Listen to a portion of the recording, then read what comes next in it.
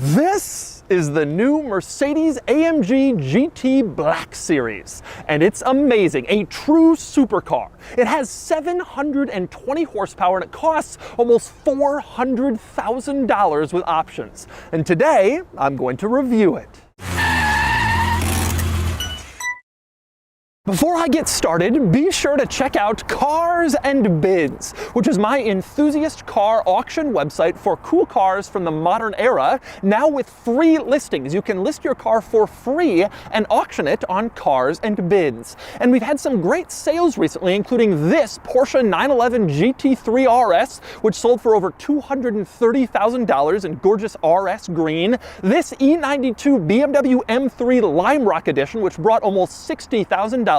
And this Ferrari 360 Spider, which sold for over $71,000. If you're looking to buy or sell a cool car from the modern era, the 1980s and up, Cars and Bids is the place to do it, with daily auctions and great selection at carsandbids.com. I've borrowed this AMG GT Black Series from Mercedes-Benz of Temecula, which is the Mercedes dealership here in Temecula, north of San Diego. Mercedes-Benz of Temecula has a great selection of new and pre-owned Mercedes-Benz models, including the AMG GT Black Series, which has been tremendously difficult to track down, but they have one here at Mercedes-Benz of Temecula. So let's talk AMG GT Black Series. By now, you probably know the AMG GT. I've reviewed a few of them. It's Mercedes sports car, and there are several different models. There's the regular AMG GT, then there's the GTC, then there's the GTS, then there's the track-focused GTR,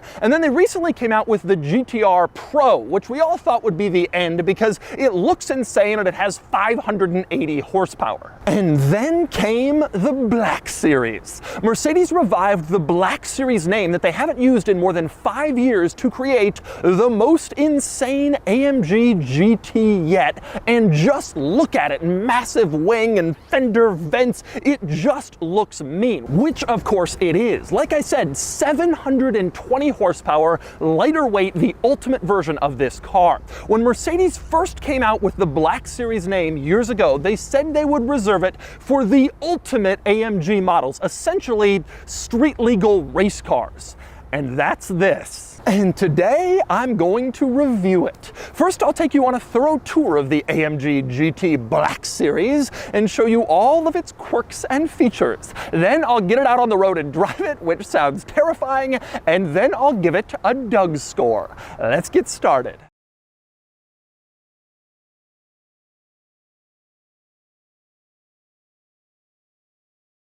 All right, I'm going to start the quirks and features of the AMG GT Black Series by discussing some of the differences between this and other AMG GT models. And I'm going to start up front, specifically with this massive diffuser. This carbon fiber diffuser along the bottom of the front end is huge, and it's manually adjustable. You can manually adjust the angle of this diffuser to change how air flows around it to maybe get you an extra 1/10 of a second on the racetrack.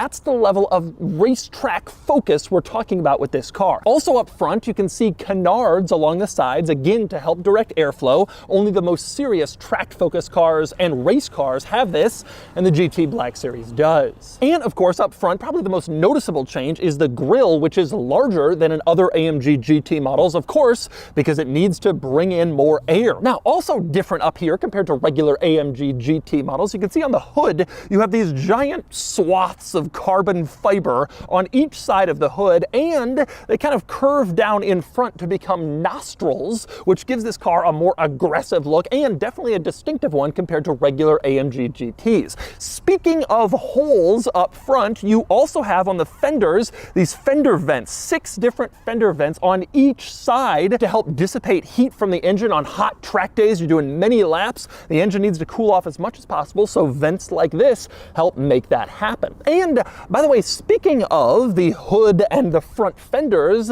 they're carbon fiber. That's another change compared to the regular AMG GT models. They've gone with carbon fiber for some of the body panels, the hood, the fenders, to make this car lighter. And of course, a lighter weight means more speed, so converting the hood and the fenders to carbon fiber helps you go faster. And the hood and the front fenders aren't the only body panels that have been converted to carbon fiber in order to save weight. That's also true of the tailgate. The tailgate has also been changed to carbon fiber, again, in a weight savings move to help this car be lighter and thus faster. But undoubtedly the biggest deal back here, the biggest new important thing, is the wing. This is a massive rear wing, of course unique to the Black Series model, and it really is huge. Incredibly wide, and it's 2 levels of wing. You can see the top part of the wing in carbon fiber, and there's also a second lower level of the wing also in carbon fiber, of course intended to provide as much downforce as possible. Mercedes-Benz says up to 900 pounds of downforce at top speed,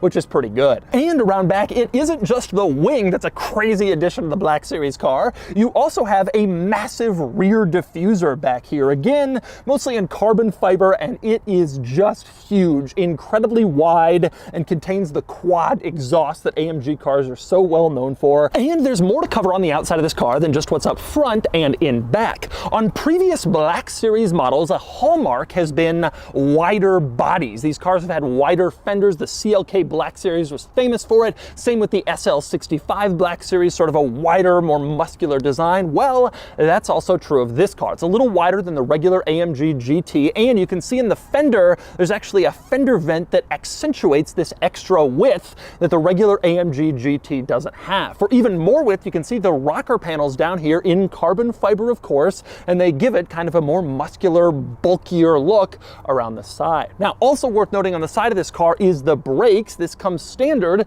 with carbon ceramic brakes, which of course help reduce brake fade on the racetrack. But anyway, back to the rear of the Black Series for a few subtle little exterior quirks. One is the Black Series badge, which I love. You can see it says GT, but under that Black Series with a little checkered flag. Pretty subtle considering how much of an upgrade this car is compared to the regular AMG GT models. And it doesn't say Black Series anywhere else on the outside. You just kind of have to know. One interesting item within the taillight, you can see integrated into the reflector on the side, the AMG badge is printed right there. A little reminder of what you're driving. And it's the same deal up front. On the side of the headlights in front, you can see another little AMG badge. So Mercedes is reminding you that you got the AMG, even the tiny little details in the headlights and taillights, which is kind of a cool touch. But anyway, next up we climb inside the Black Series, and I gotta say, your first impression is it is pretty amazing in here. Everything in this interior is like Alcantara with nice orange stitching to match the outside. You have it on the dashboard, you have it on the door panels, and it looks very nice. There's also a lot of carbon fiber accents in here. For instance, around the climate vents in the center, it looks very luxurious and race car in one, which I suspect is precisely what they're going for in this interior. For a good example of this car's race car-ness, when you go to close the door from the inside, you don't pull a regular door puller, but instead you pull a strap. This strap here, you can see it. It's still stitched in orange to give you that hint of luxury, but it is a strap nonetheless to remind you of the seriousness of your hardcore Black Series model. And speaking of kind of the race carness of this car, one thing I really like is the steering wheel. For one thing, it's completely Alcantara, which isn't great for wear, but it does help you on the racetrack. If your hands are sweaty doing a lot of laps on a hot day, Alcantara won't slip around like leather will, and so that's what you want. The wheel is also not completely circular. Instead, it's a little square on the sides and on the bottom, just like a race car steering wheel, which feels cool. And at the bottom of the wheel, it also says AMG Black Series, your only other reminder that you're in a Black Series car, aside from that badge on the back. They've kept it pretty subtle, at least in terms of badging. But anyway, next up, one feature I really like in these AMG GT models is the fact that the buttons are all screens. You push them and they still feel like buttons, but the cool part is they can change. So when you turn something on, you don't get like a light in your gauge cluster or your dashboard, but the button itself changes. Let me show you what I mean here in the center console. Over on the left side, you have 4 of these like screen buttons and switches. The top one is a switch that adjusts your drive modes, and you can see here, as as you go through the various drive mode, the screen next to the switch actually changes to correspond with what you're doing. And you can see Comfort, Sport, Sport Plus, and there's even a race mode with a checkered flag,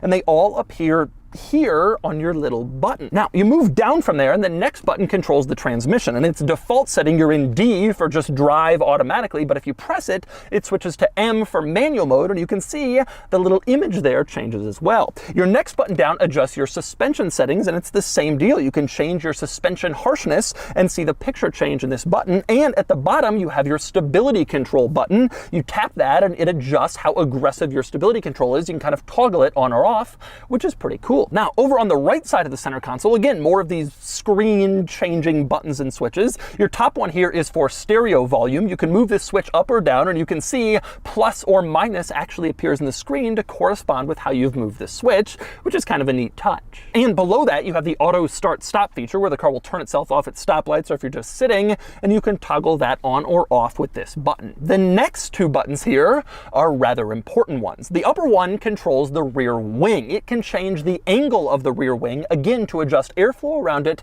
and thus adjust downforce and change your track driving abilities. You tap that and you can see the wing do its thing and actually make a change, which you can control from inside the car using this button, and that is pretty cool. The button right below the little wing button, that is for your exhaust. You press that and you can cycle between the regular exhaust, or you can turn on the sport exhaust and really hear it. Take a listen to this car with its sport exhaust turn on. It sounds pretty good.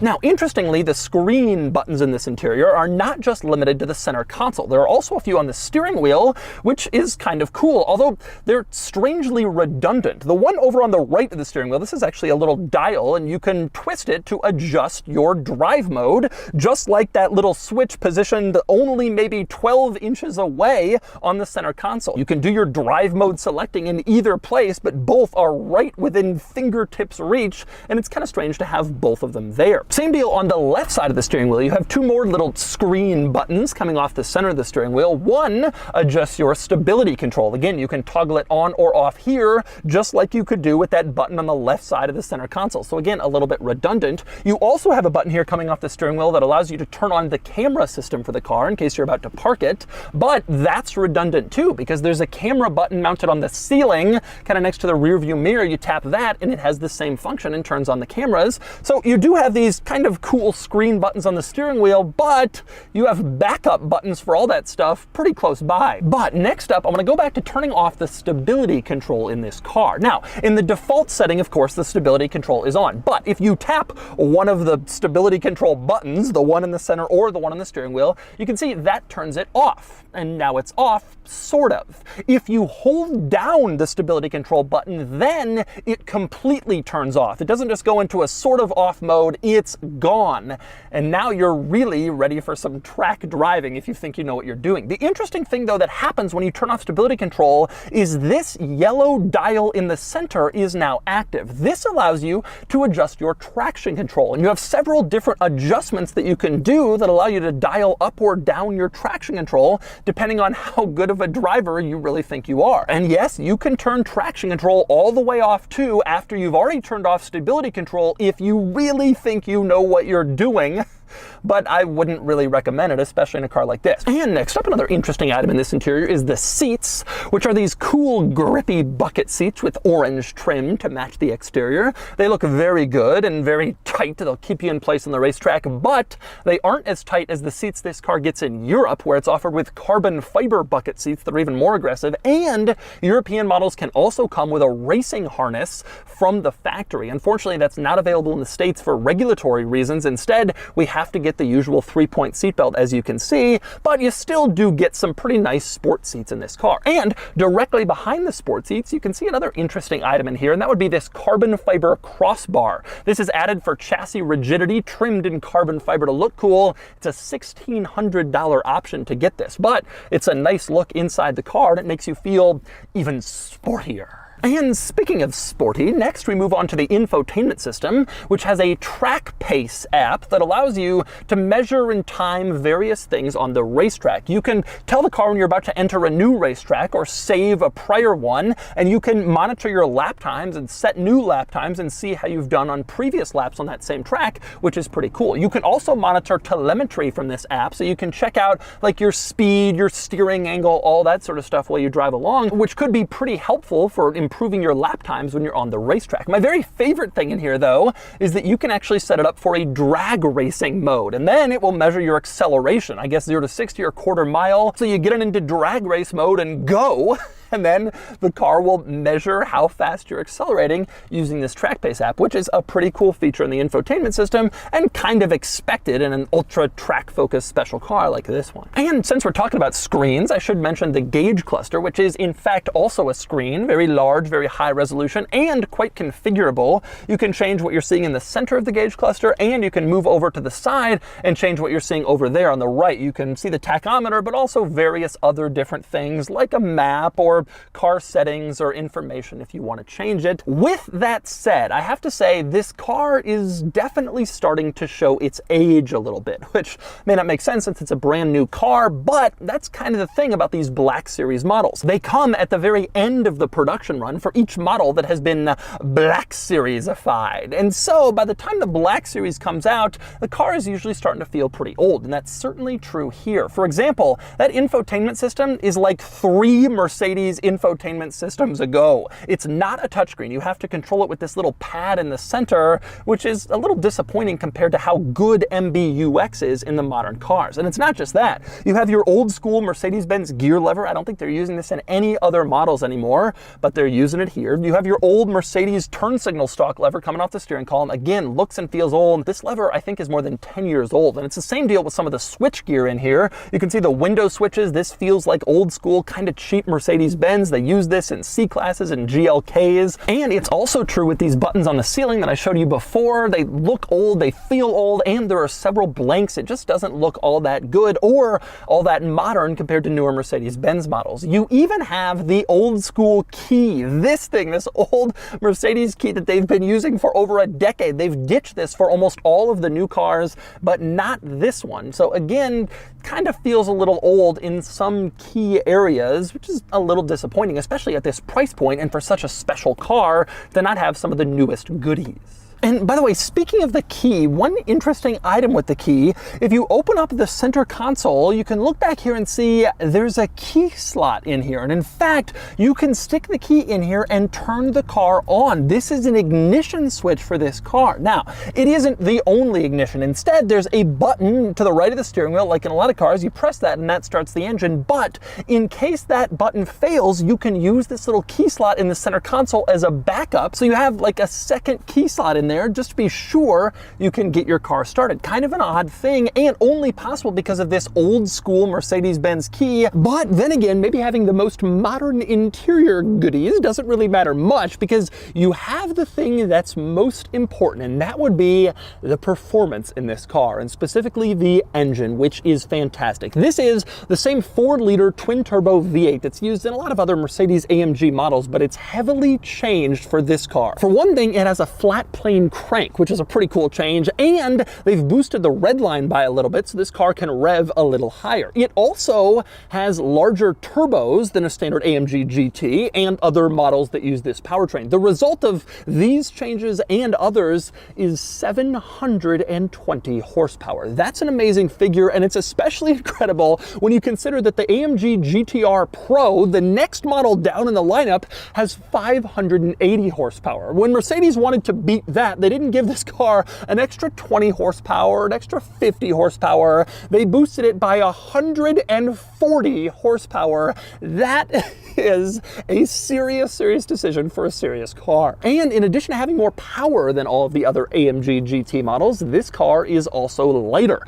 It's about 80 pounds lighter than a GTR Pro, which itself is like the lightweight track-focused version of the car. Well, here's an even lighter, even track-focusedier version.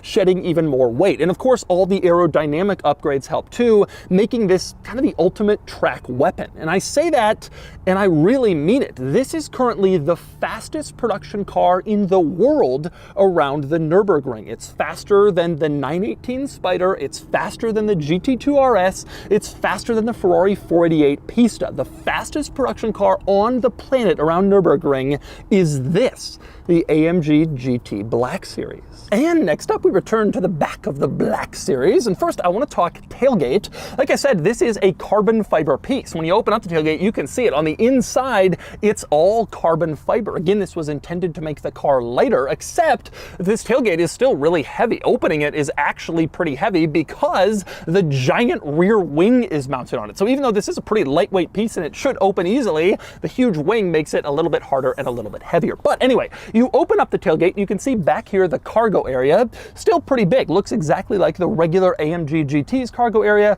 and reasonably practical, especially for a crazy track-focused car like this. Cargo area in this car is open to the interior, the cockpit in front, so you can stick long items in here all the way through into the interior if that's what you choose to do. Now, this car, being a crazy Black Series model, is sold with some cool and interesting goodies that come along with it as accessories. For one thing, this black bag that says AMG. Pretty cool bag. It contains a car cover for this car, which is a nice touch, a nice thing you'll want to have if you have one of these. You also have these road safety vests. Two of them, in fact, bright yellow with the Mercedes-Benz logo on the pouch that carries them.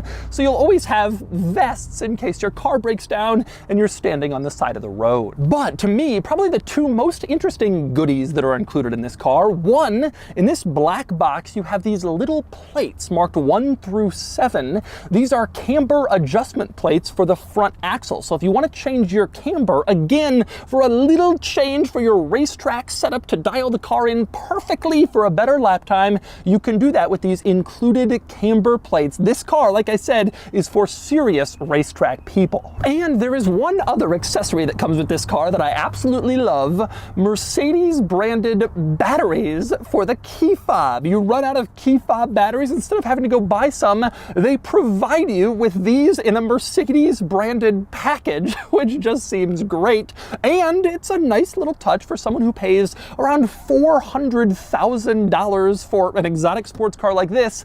Give them a few extra Mercedes branded key fob batteries. And so those are the quirks and features of the new Mercedes AMG GT Black Series. Now it's time to get it out on the road and see how it drives. All right, time to drive the AMG GT Black Series. This particular one has a sticker price around $350,000, and that is before the market adjustment, which every single one of these is carrying because demand is so high for cars in general right now, but especially for limited production cars like this. This is a serious car, and I truly don't know what to expect. I drove the AMG GTR I think about 3 years ago, and we all kind of thought that would be the end of the run in terms of high performance special editions for this car. So, okay, first impressions when you get in this car, it really does feel race car-ish. I mean, you got this massive wing behind you.